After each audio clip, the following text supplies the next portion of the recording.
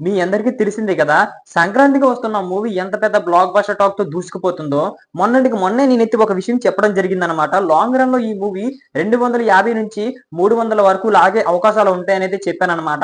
మళ్ళీ ఇంకొకసారి రాసి పెట్టుకోండి. ఈ మూవీ 300-400 మధ్యలో కలెక్షన్‌లు రాబట్టేలా ఉన్నాయి భయ్యా. నిజంగా చూసుకున్నట్లయితే వారం రోజులకి 200,00,00,000 గ్రాస్ ఏంట్రా బాబు! ఓరి నాయనో! నాకైతే బుర్ర పాడైపోయింది నిజంగా చెప్తున్నాను. అప్పుడే ఇదివరకు గతంలో చూసుకున్నట్లయితే అలా వైకుంఠపురానికైతే ఈ రికార్డ్ ఉండేదన్నమాట. ఇప్పుడు ఆ రికార్డ్‌ని బద్దలు కొట్టి ఇప్పుడు మన సంక్రాంతికి వస్తున్న మూవీ అయితే బోర్డెక్కేసిందన్నమాట. మన వెంకటేష్ గారి కెరియర్‌లోనే హైయెస్ట్ కలెక్షన్‌లు రాబట్టిన మూవీకైతే సంక్రాంతికి వస్తున్న మూవీ ముందు ముందుకి మంచి రికార్డులు బద్దలు కొడుతుంది అనే విధంగా అయితే మాట్లాడుకోవచ్చనమాట.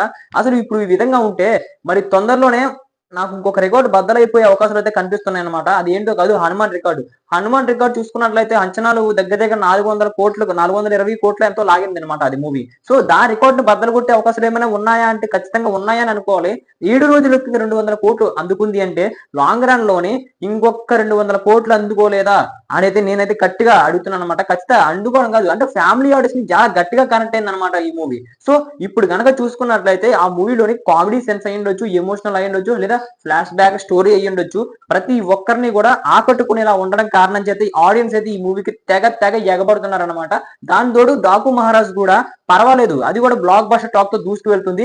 కానీ ఈ రేంజ్ లో కలెక్షన్‌లు అయితే ఎక్కడ కనిపించడం లేదు భయ్య. నేను చెప్తున్నాను 'డాకు మహారాజ్' చూసుకున్నట్లయితే ఎలా చూసుకున్నట్లయితే 200 దాకా వచ్చే అవకాశాలు అయితే ఉన్నాయన్నమాట.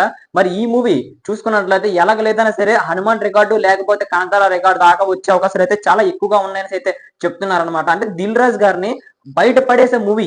అంటే 'గేమ్ చేంజర్' టాక్ తోని ఎంత పెద్ద డిజాస్టర్ అందుకున్నారో అందరికీ తెలిసిందే కదా! మరి 'గేమ్ చేంజర్' తోని. సో ఆ టాక్ ని భర్తీ చేస్తూ మరి సంక్రాంతికి వస్తున్న మూవీ 'దిల్ రాజు' గారికి పెద్ద ప్రసాదంలా మారిపోయింది భయ్యా. అది కూడా దేవుడి ప్రసాదంలా మారింది. ఇప్పుడు మన సంక్రాంతికి వస్తున్న మూవీ అంటే నిజంగా చెప్తున్నాను. అంటే నిజంగా ఒకానొక పరిస్థితుల్లోనైతే 'దిల్ రాజు' గారు ఇక ఎత్తేయాల్సిందే అనే విధంగా నుంచి ఒక్కసారిగా హమ్మయ్య! అనుకునే స్థితికైతే మన సంక్రాంతికి వస్తున్న మూవీ అయితే తీసుకురొచ్చింది. ఇంకొక విషయం ఏంటి అంటే మన 'దిల్ రాజు' గారి పైనైతే 'గేమ్ చేంజర్' మూవీ చాలా పెద్ద షాకే పడిన చేసిందనమాట.